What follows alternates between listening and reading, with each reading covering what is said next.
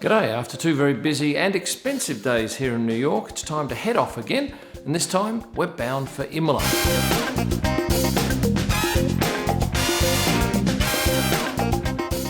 at that beautiful piece of art up there, that is magnificent.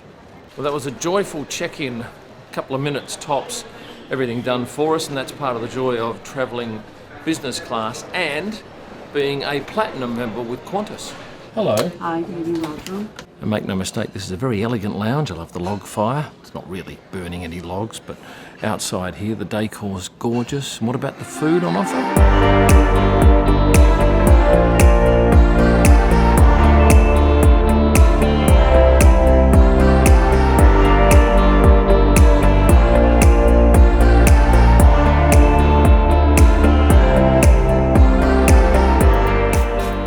Well, I'm impressed with the service at the bar, was great. I've grabbed myself a little bit of a taster of rosé, which is light and bubbly, and got myself a Coke. Well, I tried the chicken, which I probably would rate as a 6, the salmon 6, and the tortellini a 5. Just no flavour to it. I've just found out there's a QR code on each table, and when they scan it, you get a whole different menu. It's really, I guess, bar snack sort of thing, but I've ordered a Reuben sandwich to see what that's like. Oh, and also, they make cocktails. And I got a margarita. Normally they would use Cointreau, but they didn't have any, so they used Grand Marnier. It's fantastic. Even better, I think. Oh, that's delicious. Right, well, forget that stuff up there at the self-service. Get the Reuben sandwich. It's a knockout. Highly fatty, but very tasty. Gorgeous. It was a lovely lounge experience. I didn't go to the second lounge, but I've actually reviewed the second lounge in a video I did last year when I went from JFK to somewhere. Anyway, I'll put a link in the description. You can go and have a look at that. This is a lovely terminal, and I like the beautifully lit roof. Anyway, gate 2 is not at the very start of the concourse, it's at the very end.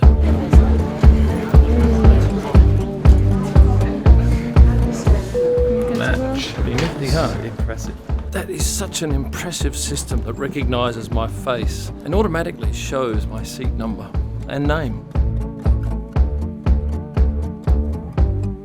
Hello, that's me. Thank you very much, wonderful. And we're going to 5A, it's the window seat this way. Thank you.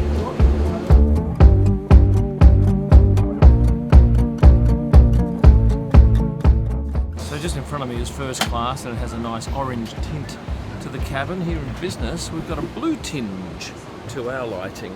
Well, I'm safely ensconced in this lovely suite, and trust me, it is a beautiful suite. I love the seat with the nice little crisscross design here. It folds into a completely lie flat bed.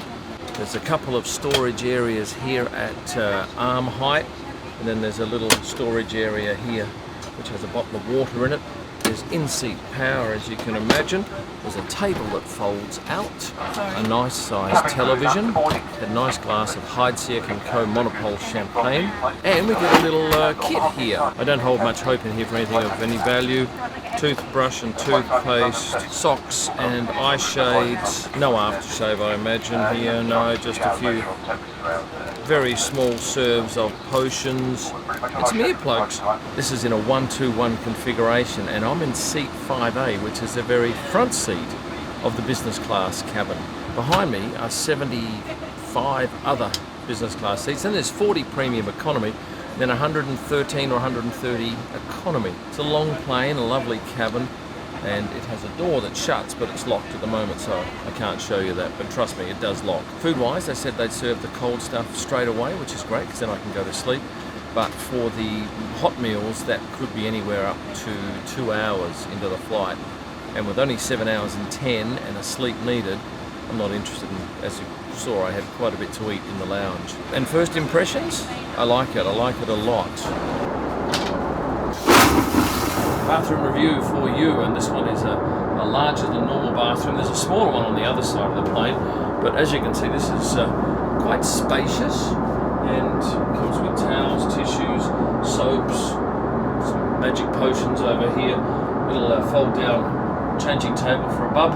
Strangely, they still come with an ashtray, door opener, bin, mirror, That's the bathroom, and now I'm going to go to sleep.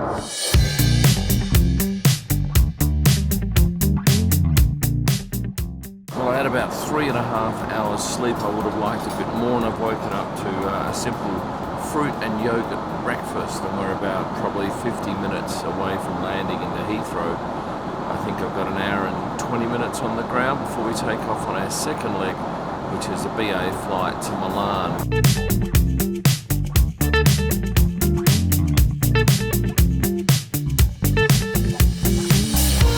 Thank you very much. Bye-bye. Well, I rate that seat in sit-up position. It's very nice. Lie flat, I don't think it's as good as the Q suite, but then again, very few seats are. Now, we've just heard that there may not be a train connection between Bologna and Imola, such is this rainfall that they've been having there. And I saw a picture last night of Faenza, which is where Alpha Tauri's home office is, and the streets were underwater. Now, I understand from my host it's not flooding in Imola yet, but there is great concern for that river that runs alongside of the track. So we're not quite sure what our path is going to be to get from Bologna to Imola. Next stop, arrivals, baggage reclaim with flight connections or terminals. Well, that was quick.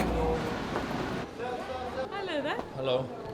You want his I as need well? his boarding pass, yeah. Thank you. Well, we're in one of BA's lounges. This is the south one, and I've got to tell you, it'll be about 25 degrees in here, and there's no airflow. It's like a mini sauna. It's not pleasant at all.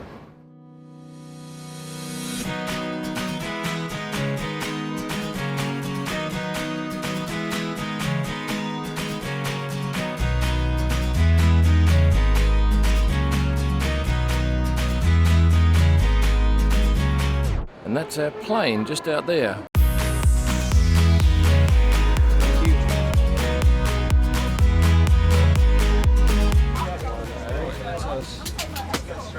This is the second of our two flights today. We're on board an Airbus A320.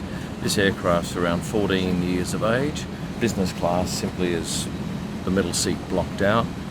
And it is a relatively full aircraft today.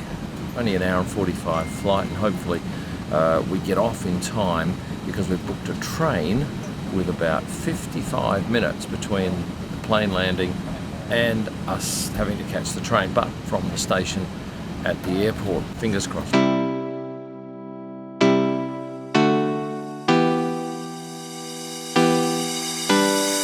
We've just landed here in Milan and turned on our phones to find that the race has been cancelled, which is a fair bummer for us because we've obviously got 5 nights accommodation booked here with not much to do. Now it's a matter of working out what we do for those 5 nights. We're probably going to stay in Imola because really we've paid for the accommodation and we've got no other place to be. But I imagine a lot of the F1 people will be heading back home to Europe because there's no point for them hanging around. But yeah, we'll get out there and have a look at what the track looks like, what the surrounding area looks like, and that rising river. But quite sad for the region that they're undergoing floods again, because this happened a little while back. Interesting times. Being an Australian citizen meant I could use the swipe gates to come in through customs, so it was very quick. It's now 2:19 and we have a train that leaves at 2:43 and our luggage has got to come off, so it's going to be tight, but I think we're going to make it. And then we've got a 3-hour trip to Imola. Well, unheard of here. Our 3 bags were among the first 20 to come off. So what we thought might be a sprint, I think will be a leisurely walk to get our train to Imola, where we have nothing to do for the following 4 days. Maybe we'll go to Maranello to Ferrari and see if that's accessible.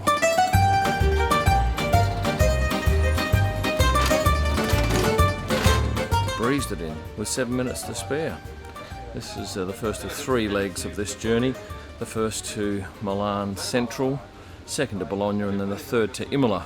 We hope that it's not flooded, that last bit. Well, just got an email from the train company and they've told us that no, you can't go any further than Milan because they've cancelled that service to Bologna.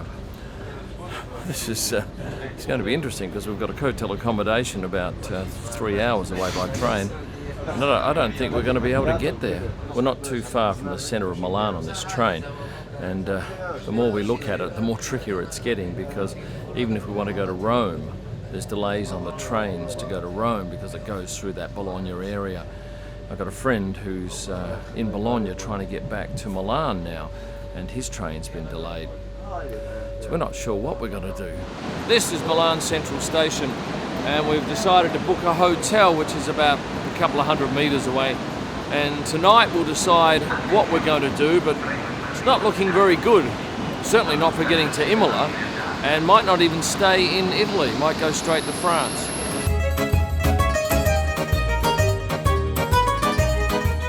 Well, in the end, we've ended up here at the NYX Hotel, which is just across from the train station. Quite glorious common areas, very trendy.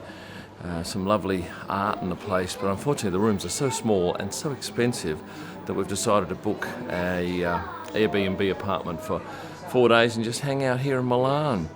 If you've enjoyed the video, please hit the like button, subscribe if you haven't done so. You'll find all of my digital images at prostarpics.com. You'll find photo books, wall art, signed driver prints, and a range of merchandise at kimellman.com. And for my best images live from the track and during the week, go to Instagram and search at Kim Illman. Thanks for watching, and stay passionate.